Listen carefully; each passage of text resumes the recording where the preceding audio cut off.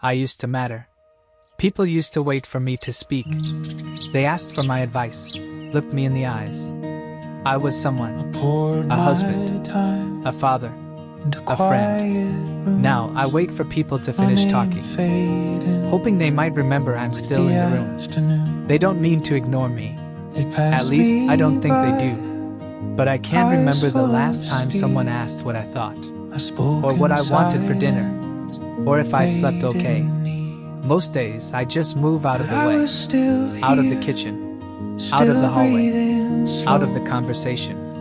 I've become good at silence, at vanishing without leaving. I used to build things, tables, cabinets, bikes. I once made my grandson a treehouse. He hugged me so hard I thought I might fall over. Now he just scrolls on his phone when I visit. He says, "Hi, Grandpa," without looking up. Then he disappears into some screen. I try not to take it personally, but my hands still remember the shape of that treehouse, and my heart remembers what it felt like to be his hero.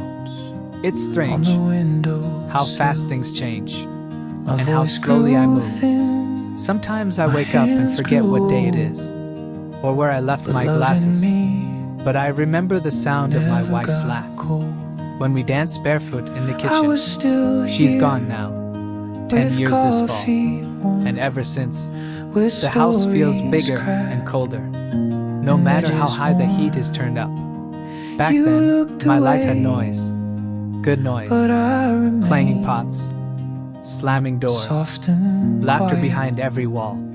Now it's the hum of the fridge, the creak of the floorboards, my own breath. The world outside moves so fast now. Self-checkout lines, QR codes. Everyone talks to machines, not to people. Sometimes I speak just to hear a voice, even if it's mine.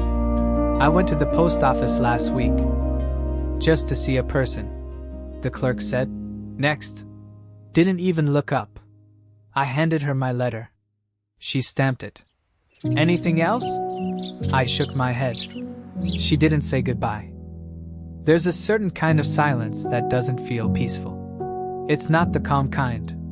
It's the kind that hums in your ears and presses on your chest, like the world has nothing left to say to you. That's the silence I live in now. When I speak, my voice feels foreign, like it doesn't belong to this house anymore, like it used to echo down the halls. But now, it just disappears into the wallpaper. I used to joke. I used to make people laugh. Now, I can't remember the last time I heard someone laugh with me. Not at a joke. Not at all. Conversations move too fast now. Too many names I don't recognize. Too many references I don't understand. I sit there, smile politely, and try to keep up, like a man running after a train that's already gone. They say I should try social media, as if friendship can be downloaded, as if someone clicking like on a photo can replace a real voice saying, "I miss you." I miss voices. The messy ones, the loud ones, the ones that interrupt you mid-sentence because they're too excited to wait. Now I just hear announcements, voicemail recordings, auto-generated messages that start with, "Hi there," but don't know who I am. I sometimes walk into a room and forget why I'm there, but I never forget the feeling of being forgotten.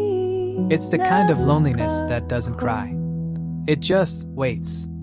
I tried calling my daughter last Sunday. Went straight to voicemail. I didn't leave a message. I didn't want to sound needy, but I was. I just wanted to hear her say, "Hi, Dad." That's all. I told myself she's busy. She's always busy. Work, kids, errands, something. But the truth is, she doesn't need me anymore. Not like she used to. And that's hard. I'm not angry. I don't blame her. She has her own life. But I think sometimes we forget that the people who raised us are still here, still waiting, still hoping. I went outside today. No reason. Just needed air. I passed a boy walking his dog. He didn't see me. A delivery truck drove by. The driver waved to someone behind me. I turned around. No one was there. I sat on the bench near the corner store, the one with the cracked paint and rusted armrest, and I just sat. For once, I didn't check the time, didn't count the minutes, didn't wait for anyone. I just sat and listened to the wind, to the traffic, to the sound of being alive. It wasn't much, but it was mine. This morning, I made my own breakfast. Not toast, not cereal. Real breakfast, eggs, bacon, even pancakes. For no one but me. I sat at the table and used the good plates. Why not? What am I saving them for? I took a bite, and for a moment, I tasted something I hadn't felt in a long time. Satisfaction. No one praised it. No one even saw it. But I did, and that felt enough. I cleaned up the kitchen, humming a tune I couldn't name, but it was mine. I found an old radio in the garage, covered in dust, but it still worked. I turned the dial until I found a jazz station, not for the nostalgia, just because it felt good. I opened the windows, let air in, let light in, let myself in. Later, I wrote in a notebook I hadn't touched in years. Not anything deep, just thoughts. Like, I don't want to disappear. I miss laughing. I matter even if no one sees it. That last one, I underlined it. I'm not saying I'm healed, or that I figured it all out. But I felt something shift. Not a scream, not even a whisper. More like a nudge. A reminder that I still exist. I went for a walk. Not to go anywhere, just to move. The neighbor's kid was playing with sidewalk chalk. He drew a crooked sun and a house with too many windows. He looked up and said, "Hi." That was it. One word. But I almost cried, because it meant he saw me, not as a ghost, not as something in the way, just me. I didn't get a call on my birthday, no messages. No knock at the door, just the hum of the refrigerator and the ticking of the old wall clock. So I walked to the corner store, bought myself a cupcake, one candle. The cashier didn't say happy birthday, but that's okay, she didn't know. I came home, lit the candle, no wish, just breath. I watched it burn down, and I realized something. Maybe I've been waiting my whole life for people to notice me, the way I noticed them. I remembered every scraped knee I kissed, every lunch I packed, every ride I gave at 6 a.m. But I can't remember the last time someone said, "Thank you." Still, I don't regret it. That's the strange part. I gave because I loved, because I believed that love was meant to be poured out, not counted. But love without return leaves you tired.